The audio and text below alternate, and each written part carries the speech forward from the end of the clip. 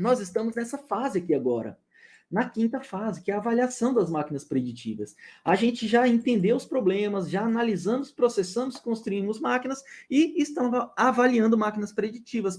Você viu ontem que a gente tem problemas para resolver. Aprendizagem supervisionada, a gente vê regressão e classificação. Não supervisionada, a gente vê clusterização. Tudo bem? Então, a gente tem esse beabá aqui para a gente olhar e escolher a métrica de avaliação, porque as máquinas preditivas são avaliadas de acordo com o problema que você está resolvendo. Tá bom? Eduardo, explica melhor para mim, só para entender o que você está querendo dizer. Vou falar agora, olha só. Eu vou utilizar algumas métricas de avaliação para problemas de classificação. Tudo bem? Antes de mais nada, eu não quero que você decore métrica nenhuma, decore fórmula nenhuma. O que eu vou explicar aqui para você, eu quero te ensinar o conceito, a aplicação prática, para depois, uma hora, você mergulhar nas fórmulas aí, tranquilo? Porque são fórmulas mesmo, são métricas, né? Então, se são métricas, elas estão avaliando alguma coisa. Elas estão avaliando, minha máquina preditiva acerta mais os problemas que são considerados positivos, os problemas que são considerados negativos, acerta, como é que acerta aí com a máquina por completa. Então eu quero que você se atenha aí simplesmente na engrenagem da parada, depois no motor da parada, depois você entra lá na engrenagem e vai aprender cada uma das métricas direitinho, mas precisa ser um trabalho mais aprofundado. Dá uma olhada aí que a gente está falando de assertividade e já tem meia hora, e a gente nem entrou aqui exatamente nas métricas, exatamente porque eu quero que você preste atenção exatamente no conceito, tá bom? Não fique zoado aí em querer aprender a prática as fórmulas da parada, não, tá bom? Não faz sentido, até mesmo porque as fórmulas já estão prontas, você vai chamar uma porrada de pacote aí, o Python vai falar para você, o que você quer mesmo? Ah, você quer as métricas de avaliação do seu modelo? Então tá aqui, tem um pacote chamado Metrics, tá bom? E aí você vai lá, chama esse pacotinho e ele calcula para você. Tranquilo? Tamo junto? É isso aí, galera, essa é a nova ciência de dados. Vambora, olha só.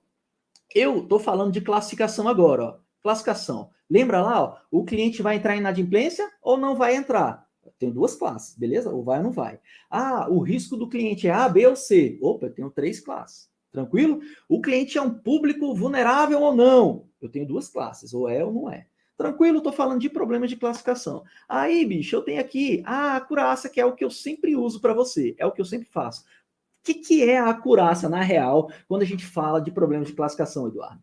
Quando a gente está criando a máquina preditiva, você lembra ontem que a gente tira um pedaço dos dados para treinar e um pedaço um pouco menor para a gente fazer o teste? Você lembra disso? Então, quando a gente está fazendo problemas de classificação, a gente tem já a label, a gente já tem o nosso target, a gente tem dados históricos dos clientes. Eles entraram ou não em inadimplência? Ah, o cliente 1, ele entrou, então eu marco 1. Ah, o cliente 2, não, ele marca com 0, ele nunca inadimpliu, não. E assim eu vou criando a minha base histórica. Tudo bem? Só que, galera, se eu jogar os dados tudo para criar a máquina preditiva, ela vai ficar enviesada. Por quê? Ela não usa os dados para aprender? Não é isso que a gente viu ontem? Ela não usa os dados para aprender. Se você joga os dados tudo lá, ela vai aprender. Só que depois, quando você passar dados novos, você vai saber se ela vai ser boa ou não? É aí que entra a parte de você utilizar um pedacinho desse banco de dados que você tem aí, desse tabelão, dessa base de modelagem, como muitos chamam, para você fazer a avaliação dessa parada. Beleza? Então você tirou a partir de agora, você foi lá, escolheu uma métrica. Você viu ontem, né? A gente usou o Train Test Split para separar os dados, né? A gente separou os dados, guardamos um pedaço aqui para testar. E aí, campeão, o que vai acontecer? Você vai passar esses novos dados só depois que você construir a máquina preditiva. Tu foi lá, fez a máquina preditiva, pegou os dados e aí você avaliou. Estou acertando 80% aqui, Eduardo. Ó, minha máquina preditiva aqui com dados aqui, acabei de treinar 80%. Beleza, então agora bora olhar com dados que ela nunca viu. Você separou a base de teste? Claro, separei, tá aqui, ó. Peguei 20% para testar. Então, bora testar agora. Aí você vai lá e joga na máquina preditiva. E aí, na base de teste, sabe o que aconteceu? A sua máquina preditiva foi e acertou só 50%. Ih, Eduardo, deu ruim, né? Dados novos, a minha máquina não está acertando. Essa máquina preditiva são os dados de teste que tem bem aqui, ó. Então, dado de teste é dado histórico, não é, Eduardo? É, você já sabe qual é o valor do cara. Você sabe quando o cara é inadimplente ou quando o cara não é inadimplente. Tudo bem? Fica comigo, olha só. O que acontece aqui quando eu vou olhar a acurácia? A minha acurácia, aqui é a nossa máquina preditiva de teste. Beleza? Aqui a nossa máquina preditiva, não. Aqui são os nossos valores de teste. Aí, o que acontece? Você sabe que tem os caras que são positivos, né? Ou seja, o cara entrou em inadimplência, e o cara que é negativo, ou seja, ele não entrou em inadimplência. Só que, olha, campeão, o que acontece? Você pode errar de duas maneiras. Ou você pode dizer para o cara que era positivo mesmo, o cara ia entrar em inadimplência, e o cara não entrou. É um falso positivo que a gente chama. Tudo bem? Olha só, aqui são os dados de teste. E aqui é a sua máquina preditiva. Dá uma olhada aqui nessa matriz. Aqui são os dados de teste, os dados reais.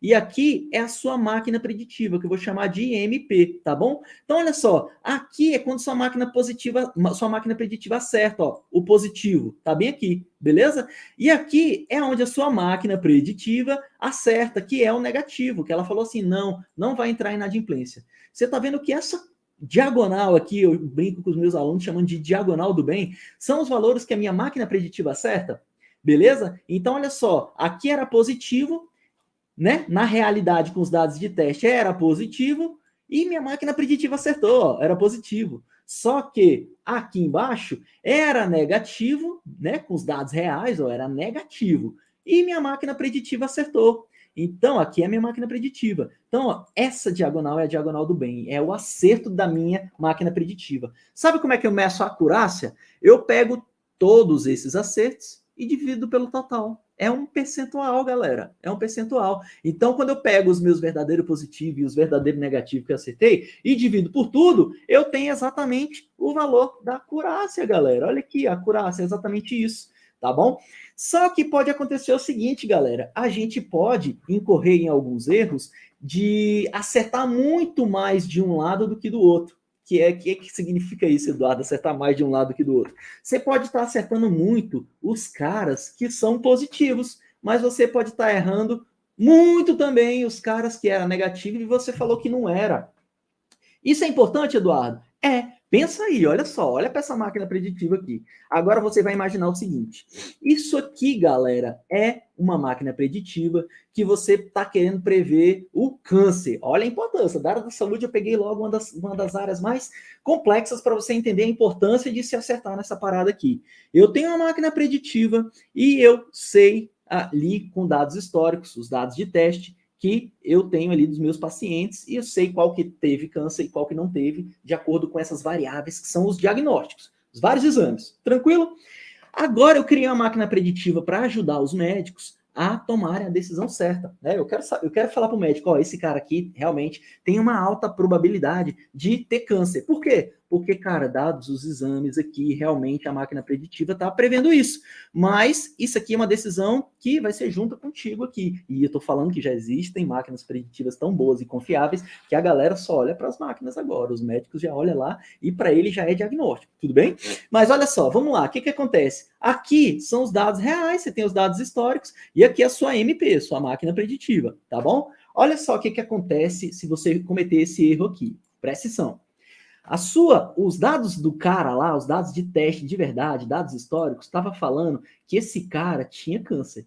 Era positivo aqui, ó, tinha câncer. Essa coluna aqui tinha câncer. Só que a nossa máquina preditiva, galera, olha o que ela fez aqui, ó. Ela disse que não tinha câncer. Tá vendo aqui? O gabarito, o teste tá aqui, ó, dizendo, olha, era positivo, tem câncer. Só que a minha máquina preditiva não acertou dizendo que realmente tinha câncer. Minha máquina preditiva foi lá e falou que não tem câncer. Ah, Eduardo, então eu tenho que olhar os erros de forma separada assim? Pensa na importância. Aí você fala assim, não, o cara não tem câncer não. Aí o médico fica um pouco mais relaxado e deixa de tomar medidas proativas ali para fazer uma quimioterapia, uma radioterapia, para aumentar ali, a expectativa desse cara vencer esse câncer.